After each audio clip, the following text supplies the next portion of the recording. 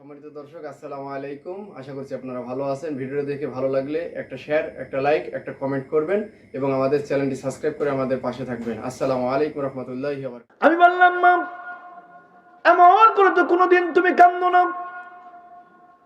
ও মা, তোমার এই আচরণ, তোমার এই তাকানো আমাকে মাহফিলে যেতে বড় কষ্ট দেয়। মা গো, দাওয়াত নেওয়া আছে, আমাকে তো যেতেই হবে, মাহফিলে পৌঁছাতে হবে। আমার ভাইরা, দাওয়াত যখন আমরা নেই, চেষ্টা করি জীবন থাকা পর্যন্ত পৌঁছাতে। আজকেও যখন আমার একতা ট্রেনটা লেট ছিল, বড় পেরেশান ছিলাম। আমার উস্তাদজিকে বললাম, হুজুর আজকে তো মাহফিল পার্বতীপুর স্টেশনের পাশে, হুজুর মাহফিল কি পাবো নাকি? আমার উস্তাদজি বললেন, শুধু ইস্তেগফার আর দরুদ পড়তে থাকো। আমি ঈশ্বরদী বাইপাস থেকে উঠে তসবিটা হাতে নিয়ে ইস্তেগফার আর দরুদ পর্যন্ত এই পর্যন্ত চালাইছি। 2 ওয়াক্ত নামাজ ট্রেনের মধ্যেই পড়েছি। আসরের নামাজ ঈশ্বরদী বাইপাসে পড়ে উঠেছি। চেষ্টা করে সময় মতো নামাজটা পড়ে নেওয়া। আর আমার দোয়া করতেছিলাম, আল্লাহ পৌঁছায় দাও। বললাম, মাগো আমি তো মাহফিলে যাব। জনম দুঃখিনী মার চোখের মধ্যে পানিগুলো টপ টপ টপ টপ করে বের হয়ে পড়া শুরু হয়েছে। আমি বলি, মা, তোমার চোখের পানি তো আমাকে মাহফিলের দিকে যেতে যাই না, মা, কিভাবে আমি যাব? জোর করে এক প্রকার হাতটা ছাড়াই নিয়েছে, রওনা করেছি। দেখলাম তো শুকর উপরে মা ডান হাত দিয়ে থাবানো শুরু করেছে। আবার ফিরে গেলাম। মা আমার ডান গালে একবার, বাম গালে একবার হাত লাগায় দেয়, মুখের মধ্যে হাত লাগায় নিজের মুখে চুমা খায়। আমি আমার মুখটা আমার মায়ের কানের কাছে, মুখের কাছে কানটা দিয়ে দিলাম। শব্দগুলো বোঝা যায় না। আমি বলি, মা, কি বলো তুমি? মা, আমি তো বুঝতে পারি না। মা গো, তোমার আচরণ আমার বড় খারাপ লাগতেছে। আমি মাহফিলে যাব না কি করব, মা বুঝতে পারি। এক প্রকার জনম দুঃখিনী মার হাত থেকে জোর করে হাতটা বের করে রওনা করলাম পাবনা জেলার দাসুরিয়া। ঢোকার আগে আমার ফোন আসলো, নমানি বাড়িতে ফিরে আসো, চাচির অবস্থা ভালো না। ও পার্বতীপুর শহরের যুবকেরা, তরুণেরা, ও আমার বাপজিরা, মারা, ও যুবক তরুণেরা, ও মা বোনেরা, যাদের আব্বা মা বেঁচে আছে, কথাগুলো হৃদয়ে নিয়ে যাও। আমার আর বুঝতে বাকি নাই, এই পৃথিবীর নিঃস্বার্থ ভালোবাসা, সবচেয়ে নিঃস্বার্থ ভালোবাসার মা, জনম দুঃখিনী মা আমার দুনিয়া থেকে বিদায় নিয়েছে। গাড়ি ঘুরাইয়া বাড়িতে যখন রওনা করলাম, জোহরের আজান হয়ে গেছে। নামাজ পড়েছি মহল্লার মসজিদ। নামাজ পড়ে বাড়িতে ঢুকলাম, ততক্ষণে আমার মায়ের শেষ গোসল হয়ে গেছে। 9 গজ কাপড়ের, সাদা কাপড়ের মধ্যে মায়ের লাশটা মারানো। 3টা বাদুন দিয়া কাঠোয়া, খাটোয়ার উপরে রাখা, উঠানের কোনায় খাটোয়া। আমি মাটির মধ্যে হাঁটু গেড়ে বসলাম, খাটোয়ার উপরে হাত দিয়েছি। মায়ের মুখটা খুলে দেওয়া হলো। যখন খাটোয়ার উপরে 2টা হাত দিয়া জনম দুঃখিনী মায়ের চোখের দিকে তাকালাম, মুখের দিকে তাকালাম, মায়ের মুখ যেন বলতেছে, জাদু, রাত্রে এসেছো, অনেক রাত্রে খাও নাই, সকালেও তুমি না খেয়ে চলে গেছো, নাস্তা করো নাই। আমি মা দেখতেছি তোমার মুখটা শুকনা, এখন পর্যন্ত তোমার খাওয়া হয় নাই। আবার মায়ের চোখের দিকে, মুখের দিকে তাকাচ্ছি। মা যেন বলতেছে, জাদু, আজকে মাহফিলে যাওয়ার সময় এই কথাটাই আমি বলতে চেয়েছিলাম, যাস না রে, ও কলিজার টুকরো সন্তান, যাস। আমি মা, প্রাণ পাখিটা আজকে চলে যাবে, আমাকে থুয়ে চলে যাস। জাদু, যাওয়ার সময় আমি একথাই বলতে চেয়েছিলাম, সাবধানে থেকো, যেখানে যাও সাবধানে যাও, মানুষের সাথে আচরণ ভালো করো। জাদু, আর কোনো দিন তুমি আমি মায়ের আর তাজা মুখটা দেখতে পাবা না। অপার্বতীপুরবাসী হাতে ধরে যায়, পায়ে পড়ে যায়। এ জায়গায় মেন্টালি স্যাটিসফ্যাকশন শুরু হয়েছে। মায়ের মুখটা যেন বলতেছে, জানো, তোমার এই মুখের মধ্যে আর কোনোদিন আমি মা হাত লাগাতে পারবো না। আজকে 3 বছর, 9 মাস 23 দিন পার হয়ে যায়, এখনো যেন মনে হয় জনম দুঃখিনী মায়ের বরকতের হাতটা আমার গালের মধ্যে লাগানো আছে। যারে যুবক, যাও, যা যা যা, আব্বা নাই, মা আছে, মা নাই আব্বা আছে, হাবিব বলেন তোর একটা জান্নাত আছে। রাসূল বলেন হুমা নারুকা হুমা জান্নাত, বাপ মা তোমার জান্নাত, বাপ মা তোমার জাহান্নাম। যা যুবক যা, নিজে জানাজা করেছে, কবরের মধ্যে নেমেছে, মায়ের ডান হাতটা ভালো ছিল, এ জায়গায় বাধা দিয়া মা যেন বলতেছে জাদু একদিনের ছুটি পাইলে বাড়িতে আসতে, মাহফিল শেষ করে 4টার সময় আসতে, আমার পাশে বসে ইয়াসিন পড়তে, রহমান পড়তে, ওকে আমলক পড়ে তেলাওয়াত শোনাতে। জাদু এমন ঘরে রেখে যাও, এমন জায়গায় রেখে যাও, আর কি তুমি আমাকে দেখতে আসবে না? ডানে মাটি বামে মাটি, নিচে মাটির বিছানা, ও কলিজার টুকরো সন্তান, আর কি তুমি আমার বিছানার পাশে বসবে নাকি? আমার হাতের মধ্যে হাত লাগায়া তোমার মুখে লাগাবে নাকি? ও পার্বতী পূর্বাসী, যা যা যা, এগুলো আওয়াজ না, ওয়াজ নিয়ে যা। অটো চালাবি, ভ্যান চালাবি, ব্যবসা করবি, কুলি মজুরি করবি, আব্বা নাই মা আছে, মা নাই আব্বা আছে, দেখবি রাত 11টা 12টা বাজে, শহর থেকে কোনো বাড়িতে আসো নাই, তোমার অপেক্ষায় মা রয়ে গেছে, আব্বা জান রয়ে গেছে। 10 টাকা দিয়ে একটা কমলা লেবু, 15 টাকা দিয়ে 25 গ্রাম আঙুর ফল, একটা সন্দেশ মা পছন্দ করে, একটা পাউরুটি আব্বা পছন্দ করে, একটা নরম বিস্কিট মা পছন্দ করে। অফিস থেকে আসার সময়, বাজার থেকে আসার সময় কিনবি, স্ত্রীর জন্য কিনবি, সন্তানের জন্য নিবি, মার জন্য নিয়ে একটু পকেটের কোনায় আব্বার জন্য নিয়ে রেখে দিবি। মার রুমের সামনে যাবি, 10টা বাজে 11টা বাজে, একবার মা বলে ডাকবি, দেখবি মা তখনও ঘুমায় নাই। কথা আমার না, আল্লাহ বলছেন ওয়াকফিদ লাহুমা জানাহাদুল্লি মিনার রাহমাহ, এই হাত দুইটাকে রহমতের হাত বানায় দিবি। মায়ের মাথাটা এখানে উঠাবি, আব্বার মাথাটা হাতের উপরে উঠাবি, একটা আঙুর ফল, একটু নরম বিস্কিট, একটু পাউরুটি, সন্দেশ ভেঙে আব্বার মুখে দিবি, মার মুখে দিবি। দেখবি মা আসমানের দিকে তাকায়, আব্বা আসমানের দিকে তাকায়, চোখের কোণায় পানি। জিজ্ঞাসা করবি মা কেন তুমি কান্দো? মা বলে জাদু কান্দিনা কান্দিনা কান্দিনা, আমি আমার রব্বে কারিম মৌলার কাছে দরখাস্ত করি, কাবার মালিকের কাছে, ও কাবার মালিক, আমার কলেজার টুকরো সন্তান আমার জন্য যা করেছে, আমার দিল আত্মা খুশি হয়ে গেছে, তুমি আসমান থেকে আমার ছেলের অটোর মধ্যে বরকত বাড়ায় দাও। মায়ের এক ধার দুধের দাম কাটিয়া গায়ের চাম, প্রাপস বানাইলে ঋণের শোধ হবে না, এমন দরদি ভাবে কেউ হবে না আমার মা গো। কথা বলেন ঠিক কিনা? এমন দরদি ভাবে কেউ হবে না আমার মা গো। পিতাই আনন্দে মাতিয়া আমাদেরকে ফেলায়া, সেই যে চইলা গেল ফিরা আইলো না। মায়ে ধরিয়া যতনে, মায়ে ধরিয়া যতনে কত কষ্ট করে, 10 মাস 9 দিন পরে পেল বেদনা, এমন দরদি ভাবে কেউ হবে না আমার মা গো, এমন দরদি ভাবে কেউ হবে না আমার মা গো, এমন দরদি ভাবে কেউ হবে না আমার মা গো। কথা বলেন ঠিক কিনা? আমার ভাইয়ের জন্য এগুলো আওয়াজ না, আমার বিশ্বাস আর আধা ঘন্টা 1 ঘন্টা ওয়াজ করলে আপনারা শুনবেন, কিন্তু ভাই আমার এত রাত ওয়াজ করে যদি ফজরের নামাজ না পড়েন তাহলে বিপদ। এবং ওয়াজ শুধু শুনবেন, বাস্তবে আমল করবেন, এটা হবে না। মানে আমার বাপ মা তোমার বকে কষ্ট দেয়, ও যুবক কত রোদ, তোমাকে পড়তে বলে, তোমাকে গাড়ি আসতে চালাতে বলে, তোমার মঙ্গলের জন্য, তোমার কল্যাণের জন্য। কথা বলেন ঠিক কিনা? বাপ মার সাথে আদবের খিলাফ করবেন না।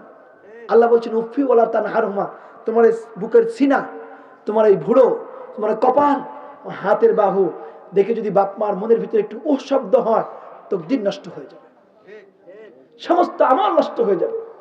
এজন্য পৃথিবীতে 3টা জিনিসের দিকে তাকালেই সব হয়। নাম্বার 1 কাবাঘর, নাম্বার 2 আল্লাহর কোরআন, নাম্বার 3 হলো পিতামাতা। সুবহানাল্লাহ বলবেন না? এই যে কোরআন আমি আপনাদের সামনে ধরেছি, আপনারা তাকিয়ে আছেন, যতক্ষণ তাকিয়ে থাকবেন আপনার 2 কাঁধের ফেরেশতা সওয়াব লিখতেই থাকবে। এই কোরআন নাজিল হয়েছে রমজান মাসে, এখন শাবান মাসের 1 তারিখ আজকে, আলহামদুলিল্লাহ বলবেন না? আর মাত্র 29 দিন পরে সম্মানিত মাহে রমজান মাস আসবে। এজন্য মাহে রমজান মাসটা ভাব গাম্ভীর্যের সাথে পালন করবেন ইনশাআল্লাহ। আল্লাহ যেন তৌফিক দান করেন, বলেন আমিন। আল্লাহ বলছেন শাহরু রমাদান আল্লাযী উনজিলা ফীহিল কুরআন, এই কোরআন আমি রমজান মাসে নাজিল করেছি। এখন পড়লে একটা হরফ পড়লে 10টা নেকি, রমজান মাসে একটা হরফ পড়লে 70টা নেকি, 70 গুণ সওয়াব বেড়ে যাবে। সুবহানাল্লাহ বলবেন না? একবার সুবহানাল্লাহ বললে, এখন একবার সব সুবহানাল্লাহ বলে যে সওয়াব, রমজান মাসে একবার বললে 70 গুণ বেশি সওয়াব। রমজান মাসটা যেখানে খতম তারাবি হয় সেখানে নামাজ পড়বেন।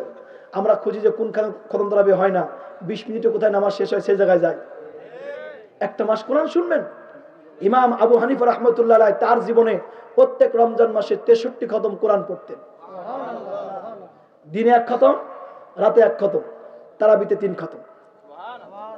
আর আমরা 1 খতম তারাবির নামাজ পড়তে গিয়েই মনে হয় যে হুজুর শেষ করে না, কে কথা বলছেন না কেন?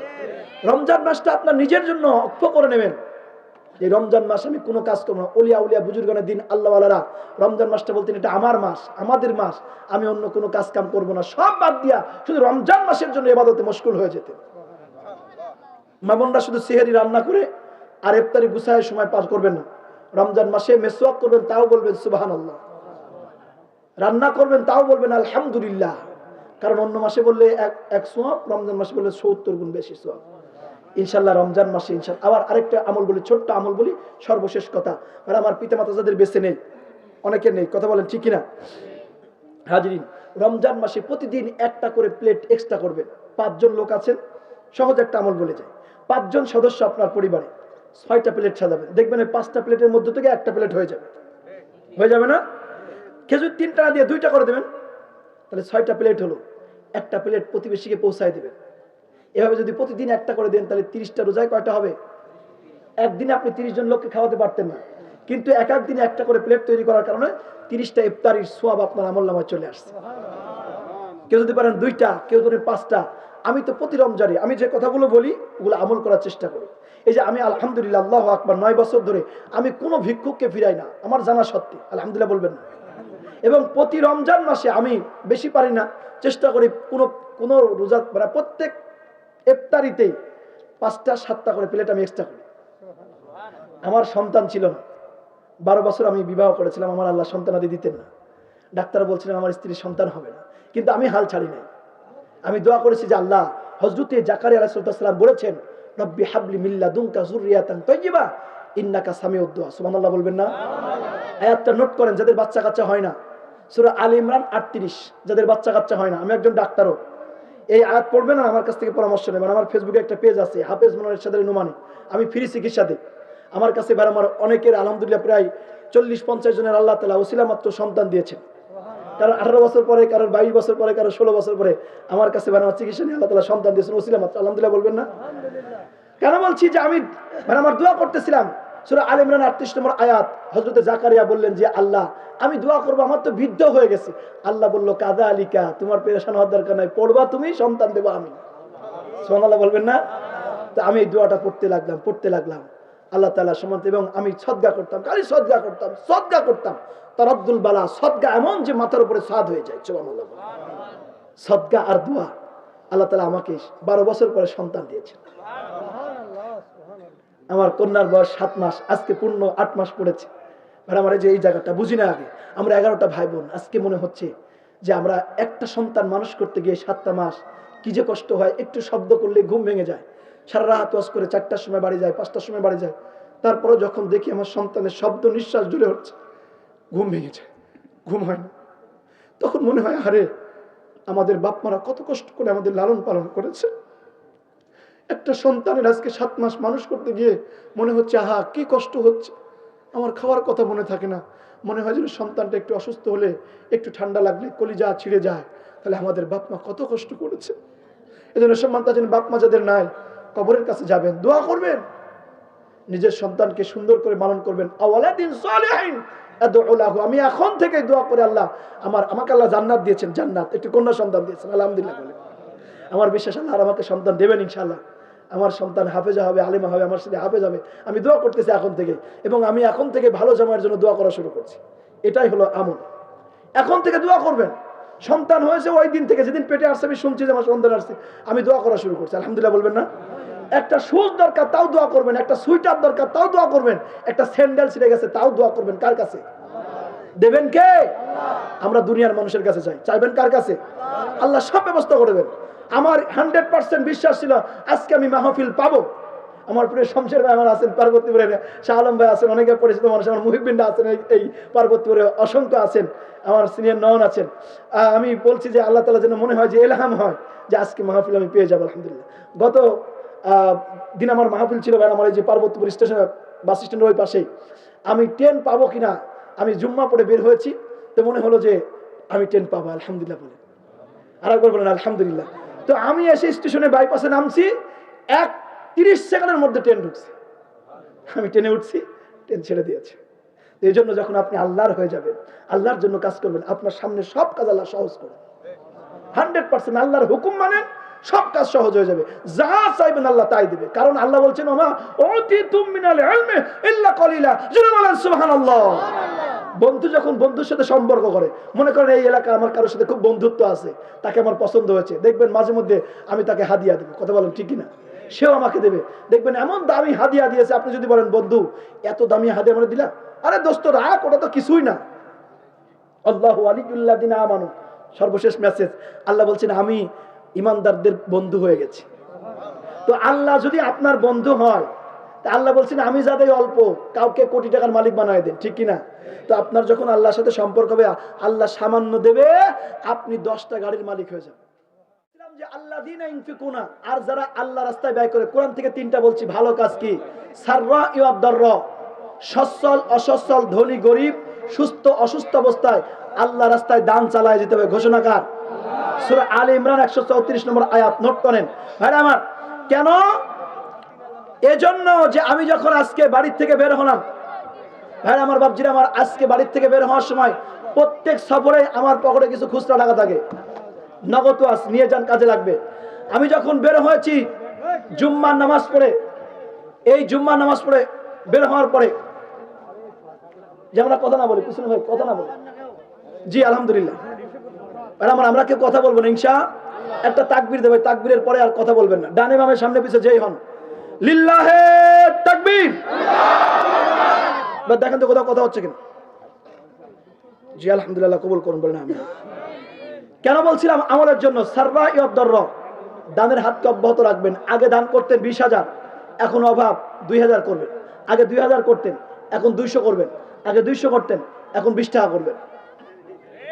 সাররা ওয়াদ দাররা চালায় যাবেন। কেন? এজন্য যে আমি যখন বের হলাম জুম্মা পড়েই, ভাই আমার, আমি অত হাম্বিতাম্বি করে চলি না। আমি সিম্পল, আজ থেকে 14 বছর আগে আপনাদের পার্বতীপুরে আসছি যেমন, আমি এখনো সেইভাবে আসি। আমি ভাই আমার, আমি গাড়ি ঘোড়া অত করে আসি না, নর্মালি আসার চেষ্টা করি। এবং যে যা দেয় আমি গুনেও দেখি না। আমার জন্য দোয়া করবেন না? এবং নিয়ত আছে মৃত্যুর আগ পর্যন্ত হাদিয়া আমি চাইবো না, গুনেও দেখবো না। এই জন্য মাঝে মধ্যে আবার ঘর থেকেও গাড়ি ভাড়া লাগে, এই জন্য হুজুরদের একবার মারি ফেলেন না, কথা বলেন ঠিক কিনা? মানে আমার খুব ভালো করে বোঝেন। তো আমি যখন বের হলাম, আমার পকেটে সবসময় খুচরা কিছু টাকা আমি ভাঙাইনি। কেন? সফরে যাই। কেন? সাররা ওয়াদ দাররা, এই আয়াতের ব্যাখ্যা পড়ার পরে, তাফসীর পড়ার পরে আমি আমলটা করা শুরু করেছি, প্রায় আজকে 9 বছর। কেন করি? যে আমি সবাইকে যে 100-200 করে দিই তা না। ট্রেনের মধ্যে যে প্রতিবন্ধী বা যে সাইলে আসুক, অন্ধ হোক, ভালো হোক, খোড়া হোক, যেই হোক, আমি সর্বোচ্চ 20 টাকা, 10, 5, 10, 5, 20 দেই, কাউকে ফিরাই না। আজকে আসার সময় 190 টাকা দিয়েছি। আমি 19 জনকে দিয়েছি। এই 19 জনকে দিয়েছি, 15 জন আমার কাছে আসছে, আর 7 জনকে আমি নিজ দায়িত্বে দিয়েছি। কেন দিয়েছি? আমার মেন্টালি স্যাটিসফ্যাকশন শুরু হচ্ছে। এজন্য যে এই 19 জনের মধ্যে এমন একজন থাকতে পারে যিনি আসমানের দিকে আমার টাকাটা পাওয়ার পরে দোয়া করবেন, গুলি মিস হবে তো দোয়া মিস হবে না। এটা আওয়াজ না। আপনার ব্যবসা প্রতিষ্ঠানে 10 জন ভিক্ষুক আসে, 2 জনকে দেন, 10 জনকে ফিরাই, 8 জনকে ফিরাই দেন না। 10 টাকার নোট 2 টাকা করবেন 5 জন, 20 টাকার নোট 2 টাকা করবেন 10 জন, 40 টাকা দিয়া 20 জনকে বিদায় করবেন। ওই 2 টাকা দিয়েছেন, ওই 40-20 জনের মধ্যে এমন একজন আল্লাহওয়ালা মানুষ আছে যিনি দোয়া করবেন, গুলি মিস হবে না, মুস্তাজাবুদ দাওয়া আছে। এজন্য শুধু ওয়াজ শুনবেন না, বাস্তব জীবনে প্রয়োগ করবেন। নাম্বার 2, অল কাযিমিনাল গায়জ, রাগকে নিয়ন্ত্রণ করবেন। 1 সেকেন্ডের জন্য বউ তালাক হয়ে যায়, এটা আমার কথা না, আমি তাফসীর থেকে বলছি। 1 সেকেন্ডের জন্য বউ তালাক হয়ে যায়, 2 সেকেন্ডের জন্য মায়ের গায়ে হাত উঠে যায়, কয়েক সেকেন্ডের জন্য গ্রামে গ্রামে মার্ডার হয়ে যায়, দলে দলে খুন খারাপি হয়ে যায়। এজন্য রেগে গেলেন তো হেরে গেলেন। অল কাযিমিনাল গায়জ, রাগকে নিয়ন্ত্রণ করবেন। দেখবেন আগের যারা ব্যক্তিত্ব সম্পন্ন লোক ছিল, মোড়ল গ্রামের, কোনো গ্যাঞ্জাম আসলে বলতেন থামো, এখানে বসো। আর এখন নয়া নয়া বাসের চেয়ে কোন চিজের বেশি, নয়া নয়া নেতা হয়ে কিছু বললে বলে আগে নাকে মারি নাক ফাটা। কথা বলছেন না কেন? এখন নাক ফাটায় 4-5টা কেস, নেতাও নাই কর্মীও নাই। কথা বলছেন না কেন? এজন্য রেগে যাবেন না, হুট করে নিয়ন্ত্রণ করবেন।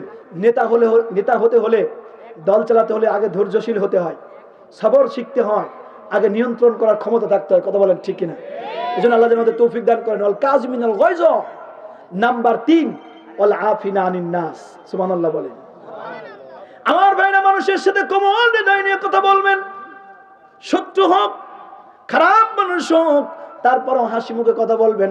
হযরতে আলী কাররামাল্লাহু ওয়াজহাহু বলেন, মানুষের সাথে হাসি মুখে কথা বলা এটাও একটা সাদাকা। জোরে বলেন সুবহানাল্লাহ। আর আমার কোরআন থেকে বললাম। আর আমার 1 নম্বরে সাররা ওয়াদ দাররা, 2 নম্বরে কাযিমিনাল গায়জ, 3 নম্বরে হলো আফিনা আনিন নাস। এই 3টা বললাম কোরআন থেকে। এবার শুনুন হাদিস। আল্লাহর হাবিব বলেন, ইদা মাতাল ইনসানু কাতানহু মালুহু ইল্লা মিন সালাসাতিন, ইল্লা মিন সাদাকাতিন জারিয়া আও ইলমিন ইনতাফাউ বিহি আও ওয়ালাদিন সালিহিন ইয়াদউ লাহু আও কামা ক্বালা আলাইহিস সালাতু ওয়াস সালাম। চিল্লা বলেন আল্লাহু আকবার। মানুষ যখন মারা যাবে, সমস্ত কাজ তার রাস্তা বন্ধ হয়ে যাবে। হাবিব বলেন, আল্লাহ বলেছেন তার 3টা কাজ চালু থাকবে। কয়টা বলেন? এবার মিলান কোরআন, সূরা আল ইমরান 134। এদিকে হাদিস, আল্লাহ নবী বলছেন মানুষ যখন মারা যায় তার 3টা কাজ চালু থাকবে। নাম্বার 1, ইল্লা মিন সাদাকাতিন জারিয়া, সাররা ওয়াদ দাররা। ওই যে বললাম সূরা আল ইমরান আয়াত নাম্বার 134, প্রথম নাম্বার সেন্টেন্স। সচ্ছল অসচ্ছল অবস্থায় যদি দান করে যেতে পারেন, আল্লাহর হাবিব বলেন অবশ্যই করে দানটা মরার পরেও কিয়ামত পর্যন্ত তোমার আমলনামায় সদকা চলতেই থাকবে। ইল্লা মিন সাদাকাতিন জারিয়া। নাম্বার 2, আও ইলমিন ইনতাফাউ বিহি, অর্জিত ইলম। আজকের মাহফিল থেকে আপনি শিখবেন, আল্লাহুম্মা বারিক লানা ফি রাজাব ওয়া শাবান ওয়া বাল্লিগনা রমাদান। জোরে বলেন আল্লাহু আকবার। এই দোয়াটা আপনার ছেলেকে শিখিয়েছেন, সহজভাবে বলেন, বোঝেন। অথবা আপনার ছেলেকে মাদ্রাসায় ভর্তি করেছেন, আপনার ছেলে দোয়া শিখেছে, আপনাকে শিখিয়েছে, তার ছেলেকে শিখিয়েছে, তার ছেলেকে। এভাবে কিয়ামত পর্যন্ত আপনার ছেলে হাফেজ আলেম হয়েছে, সে মাদ্রাসা করেছে, হাজার হাজার ছাত্র তৈরি করেছে। এই ছাত্ররা যদি দোয়া নাও করে, শুধু কোরআন শরীফ হাতে নিয়ে পড়বে, একটা অংশ আপনার হাফেজে কোরআন ছেলের আমলনামায় চলেই যাবে। সময় সংক্ষিপ্ত, আমি সংক্ষিপ্ত করে বলছি আমার ভাইরা।